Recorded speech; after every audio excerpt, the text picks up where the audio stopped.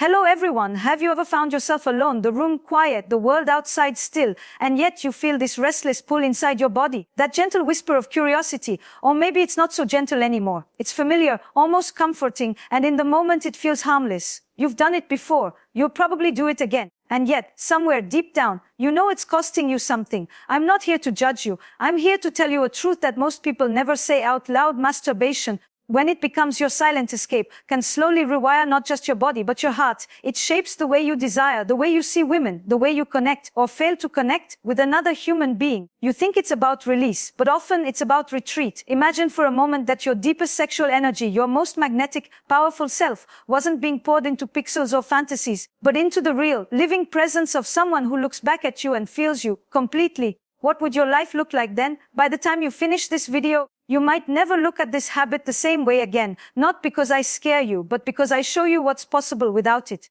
There's something I've learned after decades of listening to men speak about their secret lives, and it's this: what you do when no one is watching is often the truest mirror of who you are becoming. Not the man you show to the world, not the man who performs in public, but the one you meet in your most private hours. And in those moments, the choices you make quietly sculpt your body, your mind, and your heart. For so many men, masturbation is that silent companion. It slips into your life unnoticed at first. It's playful when you're young, a kind of curious exploration, but over time, without you realizing, it can become something else entirely. A ritual, a coping mechanism, a way of taking the edge off not just sexual tension, but loneliness, boredom, even fear. You might think it's just me, it's harmless. But the truth is, nothing we do with our bodies is without consequence. I'm not here to tell you that you are wrong or that you should feel shame. Shame is not my language, and it shouldn't be yours either. I'm here to help you understand what's really happening beneath the surface. Because once you see it clearly, you may never want to touch this habit again. You see, sexual energy is not just about release. It's a life force. It's the same current that fuels your ambition, your creativity, your charisma.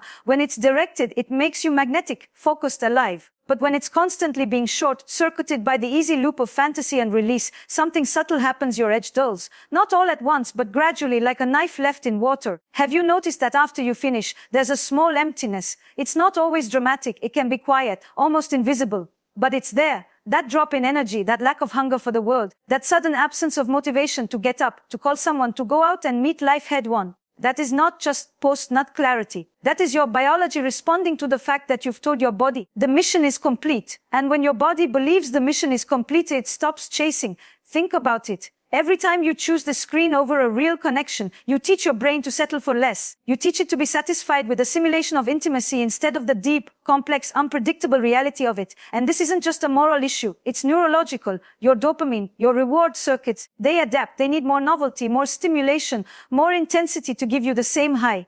So over time, what used to excite you barely moves you. And the real women in your life, they can't compete with a rotating carousel of endless, algorithmically perfected fantasy. This is why when you finally meet someone in the flesh, your body may not respond the way it used to. Or your mind may be distracted, searching for the quick dopamine hit instead of staying present in the slow build of real intimacy. And real intimacy is not a sprint, it's a dance. It takes patience. It takes staying with the moment when it feels awkward, when it's not instantly gratifying. Masturbation, when it becomes habitual, robs you of that patience. It rewires you to expect the climax without the courtship. Now let's talk about something few men dare to admit: the way this habit can become a refuge from rejection. If you've been hurt, if you've faced disappointment in love, if you've struggled to find your place in a woman's world, masturbation offers a kind of sanctuary. No one can reject you. No one can disappoint you. You control the pace, the fantasy, the outcome. But here's the paradox. Every time you choose the safe fantasy, you also choose to stay away from the risk that real love requires. You build a fortress that keeps the pain out, yes, but it also keeps the connection out. And the cost of that, it's not just sexual, it's emotional. When you no longer practice vulnerability in intimacy, your ability to connect deeply begins to fade. You might not notice it right away. Maybe you even pride yourself on being fine alone. But intimacy is like a muscle. If you stop using it, it atrophies. And when the day comes that you do meet someone extraordinary, you may find that the bridge between you has missing planks. There's also the question of what this does to your sense of masculinity. Many men have told me, I feel weaker after I do it. They don't mean physically weaker, though some do notice a drop in energy, but a deeper sense of not standing as tall in their own skin. That feeling is not imaginary. It's your body telling you that your sexual energy has been spent without purpose, without direction. It's like pouring fine wine into the sand. It disappears, and you're left thirsty. Imagine instead if you kept that energy in your body, not forever, but long enough to let it circulate, to rise, to fuel you. Imagine if instead of turning to the screen, you went for a run. You wrote something you called a woman you've been thinking about. Imagine if your sexual tension was no longer something you needed to get rid of, but something you learned to channel into movement, into creation, into charm. You'd be a different man in a week. In a month, you wouldn't recognize yourself. What I'm telling you is not to suppress your desire, but to own it, to stop giving it away so cheaply. Because when you stop emptying your energy into a habit that gives you nothing back, you start to realize how much power you actually have. And that realization is intoxicating, not in a fantasy, but in the real world, where eyes meet and hearts quicken, and someone feels your presence in a way they can't explain. And this is where everything begins to change, because when you understand that your sexual energy is not just about pleasure, but about presence, you start to treat it differently.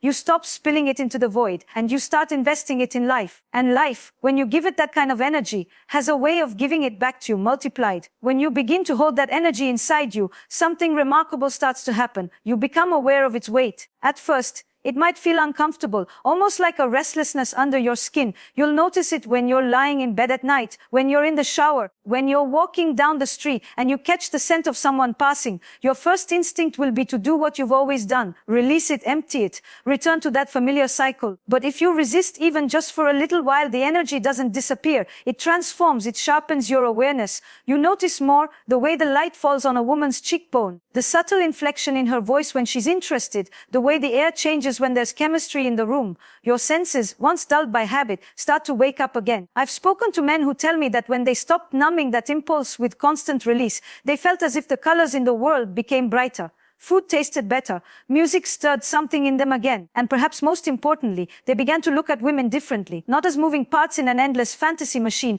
but as complex, unpredictable, breathtaking individuals. This is the shift that scares some men, because it means you can no longer hide behind the safety of the screen.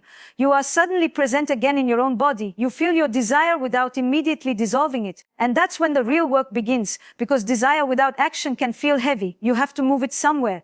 Now, there is a truth I want you to hear clearly. Masturbation, when it becomes habitual, is often not about sexual pleasure at all. It's about control. You decide when, where, how, and with what image in mind. There is no vulnerability in it, no risk of disappointment, no need to navigate another person's boundaries or emotions. It is desire without relationship. And over time, that rewires you to expect intimacy to be effortless, one-sided, and completely under your control. But real intimacy, it's messy, it's vulnerable. It requires patience, negotiation, and a willingness to be surprised. It's not about scripting the scene. It's about showing up without knowing exactly how it will end. When you have trained yourself to avoid that uncertainty, you start to avoid the very situations that could lead to deep connection. I once had a conversation with a man in his late 30s. He had been single for years, but not because he couldn't meet women. He could, and often did. The problem was, he could never sustain attraction long enough to pursue anything real. He admitted that every time he felt the initial spark with a woman, he would go home, watch something online, release, and then the spark was gone. The urgency to see her again, to chase, to connect,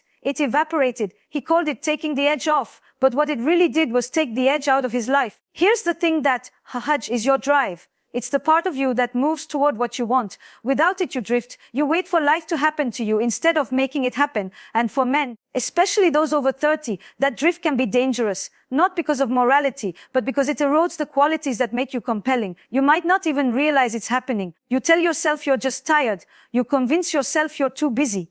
You start to believe that maybe you're not as passionate as you used to be. But passion isn't something you lose by age. It's something you lose by habit. When you constantly give yourself an easy reward, you train your brain to stop reaching for the harder ones. That's why you can watch 1,000 videos online, but struggle to strike up a conversation with a woman you actually like. Why you can spend hours in a fantasy, but feel awkward and tongue-tied in a real date. Your brain is learning that the fantasy is safer, easier, and more reliable than the real thing. But safety is not where attraction lives. Attraction lives in tension, in the space between wanting and having. When you remove that space entirely, when you collapse the tension on demand, you also collapse your magnetism. Now, I know some men will hear this and say, so what? I'm not hurting anyone. But the question is, are you helping yourself? Are you building the life you want? Or are you quietly accepting a smaller, flatter version of it because you've traded the uncertainty of pursuit for the certainty of release? This is where I want you to consider something that might sound strange. Your sexual frustration can be your greatest ally. That restless energy you feel when you don't give in right away. It can fuel you. It can push you to leave the house, to start conversations, to make bolder moves. It can inspire you to work harder, to take care of your body, to speak with more confidence. When you channel it into your life instead of leaking it away in isolation, you begin to see yourself differently. You stand taller. You stop fidgeting, and women, whether they admit it or not, notice. They notice the man who carries his desire without spilling it everywhere. They feel the difference between a man who is starved for release and a man who is charged with purpose. This is also about self-respect, because the truth is, every time you give in to that easy loop, a small part of you knows it wasn't your highest choice. It might not be a conscious shame. It might just be a quiet sigh inside you, the way you feel after eating junk food. And over time, those small moments add up. They shape the way you see yourself. But when you resist, when you choose to hold that energy and direct it towards something that matters to you, you send yourself a different message. I can trust myself. I am not at the mercy of every impulse. I can feel desire and still decide where it goes. That's when desire becomes power. Because now it's not controlling you, you're controlling it. And in a world where most men are ruled by their cravings, that kind of self-mastery is rare. Rare enough to make you stand out without saying a word. And once you taste that difference, once you experience what it feels like to walk into a room and have women feel your presence before you even speak, you begin to understand why giving away your sexual energy to a screen is like selling gold for the price of sand. When you start to live in this new state, charged instead of drained, something begins to shift in the way the world meets you. It's subtle at first. You notice a stranger holding your gaze for a little longer. A colleague leaning in when you speak, a woman brushing past you and smiling in a way that feels deliberate. This isn't magic, it's biology. Energy is visible even if we can't explain why we're drawn to it. But here's the hidden truth: women are not just reading your words or your gestures. They are feeling your relationship to yourself. They can sense when a man's desire is alive and contained, rather than scattered and depleted. It's not about being perfect or pretending you never feel temptation. It's about the way you carry that temptation, with dignity, with patience, with a quiet confidence that says, I am in control of my own hunger. This is the kind of presence that makes people curious about you. It's the kind that doesn't need to announce itself, because it's not about performance. It's about authenticity. And authenticity is intoxicating. Now, I know this isn't easy. We live in a culture where everything is designed to erode your control. Every advertisement, every app, every corner of the internet is engineered to pull your attention and your desire into quick, disposable rewards. The easiest way to keep someone small is to keep them distracted. And one of the most powerful distractions a man can have is the constant cycle of stimulation and release with nothing to show for it. But you are not here to be small. You are here to live big, to take risks, to love deeply, to create something that lasts beyond the moment. And that requires a kind of discipline most men never learn. When you break the habit, you're not just saying no to a moment of pleasure. You're saying yes to 1,000 other moments that wouldn't have existed if you had stayed on that couch, in that bed, in that endless loop. You're saying yes to the conversation you wouldn't have started. Yes to the project you wouldn't have begun. Yes to the version of you that you haven't even met yet. There's another cost to this habit that we haven't spoken about yet. It's not just about energy or focus. It's about how you bond.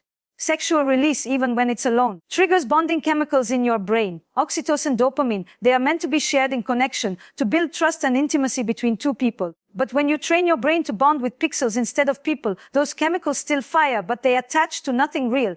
And over time, it becomes harder to form deep attachments with actual partners. Think about it. When the most intense experiences your body has are tied to something that cannot look into your eyes, cannot touch you back, cannot challenge or comfort you, what happens when you try to build that bond with someone flesh and blood? It feels different. Sometimes it even feels flat. And that's when many men begin to panic, wondering if they've lost something they can't get back. But here's the good news: the brain is plastic. It changes. You can rewire it. You can train it to come alive in the presence of real people again. It's not instant, it's not easy, but it is possible. And every time you resist the urge to go back to the old loop, you are carving a new path in your mind, one that leads you toward deeper connection instead of shallow escape.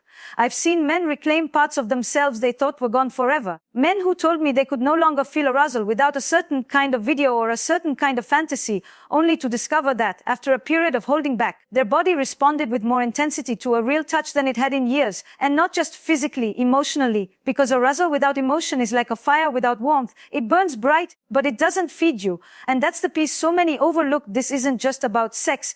It's about intimacy. It's about the way you look at someone when you desire them, and the way they look back at you knowing that your desire is for them, not for an idea of them, not for a role they play in your fantasy, but for who they are in that exact, unrepeatable moment. When you learn to hold your desire until you can place it in the hands of someone real, you restore its value. You stop treating it like spare change and start treating it like currency. And currency, when spent wisely, creates wealth. In love, in connection, in the richness of your relationships. Of course, there will be moments when you want to give in. Moments when you're tired, stressed, lonely. And in those moments, you will be tempted to tell yourself, it's just once. But every, just once, is a vote for the man you used to be. Every moment of restraint is a vote for the man you are becoming. So ask yourself, who do you want to be? Do you want to be the man who trades his power for comfort, or the man who trades his comfort for greatness, the man who hides from the risk of connection, or the man who dares to face it? Because here's what I promise you, when you live charged, when you live with that energy alive and moving in your body, you will not have to chase. You will draw people in. You will see opportunities where before you saw obstacles. You will feel more present in every conversation, every touch, every decision, and the life that felt dull will begin to feel electric again. And maybe you will look back one day and realize that the habit you thought was harmless was quietly stealing years from you. But by letting it go, you didn't just quit something, you claimed something. You claimed yourself. I want you to imagine something for a moment. You wake up tomorrow morning, and before you even open your eyes, you can feel it. That spark in your chest, that light pressure in your lower belly. It's your desire, alive and awake before the day even starts. You don't rush to get rid of it. You don't numb it. You let it be there. You let it spread through your body like a slow, warm current. You get out of bed and walk into the world, and suddenly you notice the way people look at you. Not because of what you're wearing, not because of some performance you're putting on, but because there's a certain aliveness in you. And the thing about aliveness is it's contagious. Now here's the part most men never think about. Women are exquisitely tuned to notice this difference. It's not always conscious, but they can feel when a man's energy is intact, when it's moving toward them instead of leaking out into the void. It's the difference between a man who's just surviving the day and a man who is here, present, grounded, charged. When you've been spilling that energy into empty repetition, you don't even realize what you've been giving up. You think attraction is about looks or money or charm, but those things are surface. What draws people, what holds them, is your relationship to your own desire. And here's the paradox: when you stop giving that desire away to a fantasy, you start to respect it. You start to respect yourself. And when you respect yourself, you carry yourself differently. You speak differently. You don't seek approval in the same way because you're not secretly running on empty. Let me tell you about a man I once worked with. He was in his early 40s, successful, respected, but alone. He came to me not because he couldn't meet women. He could. But because, in his words, something about me feels invisible now. We traced it back to the fact that his most consistent form of sexual connection was with his own imagination. He had been relying on it for years, convincing himself it was harmless. But over time, he noticed that his presence in real interactions had faded. When he stopped, for the first time in decades, he was restless. He said it felt like he'd been walking with a limp and suddenly had to relearn how to use the leg. That's how much the habit had shaped him. But after a few weeks, something happened. He started making eye contact with strangers again, lingering in conversations instead of rushing through them. He was funnier, more attentive, more daring. And people noticed. You see, when you reclaim that energy, it doesn't just sit there, it moves. It drives you to create, to connect, to push into spaces you've been avoiding. And it changes the way people remember you, not as a man who's distracted or half present, but as a man who fills the room without trying. This is why I tell men this isn't about repression, it's about redirection. Desire is not meant to be extinguished, it's meant to be guided. You are not becoming less sexual,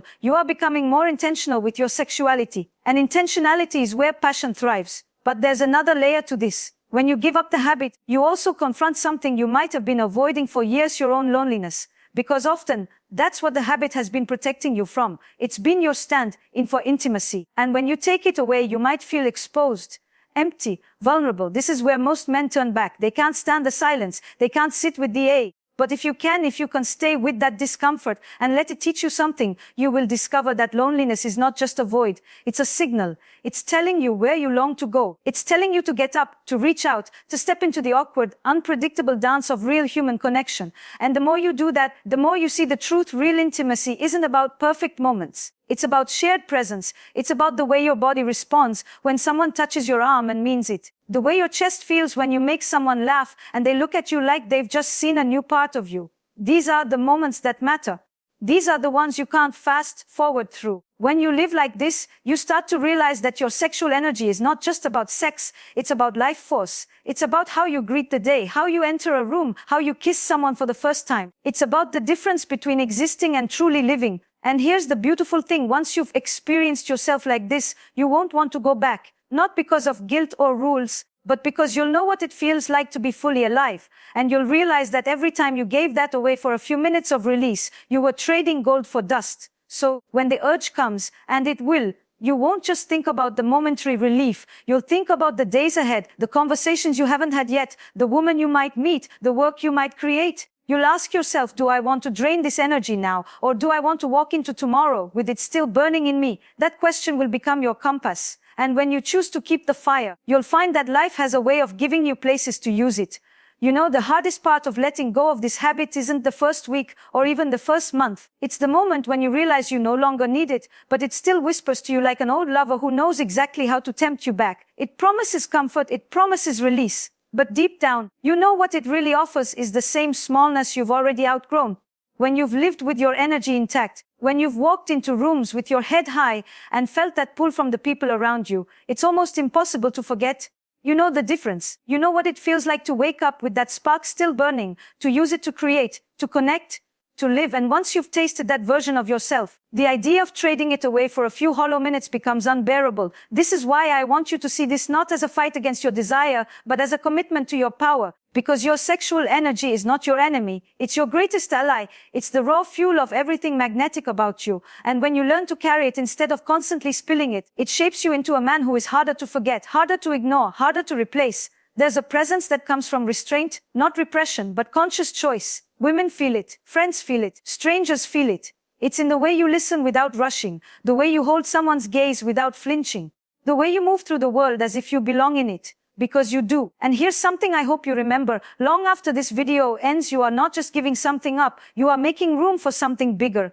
The conversations that change you, the touches that stay with you, the nights where you are so alive in your body that every moment feels electric. These are the things worth holding out for. So the next time the urge comes, pause. Feel the energy building inside you. Ask yourself, not how do I get rid of this, but where can I take this? And then take it somewhere worthy, into your work, into your training, into a moment of connection with someone who sees you. Let it drive you forward, not drag you back. Because the truth is, the man who learns to master his desire becomes master of himself. And the man who masters himself becomes unstoppable. You don't have to imagine what that man looks like. You already know. He's been inside you this whole time, waiting for you to stop giving your power away. So keep it, guard it, live with it, and watch the world respond to you in ways you never thought possible. And maybe one day you'll realize that the reason you never went back is because you finally learned to move forward.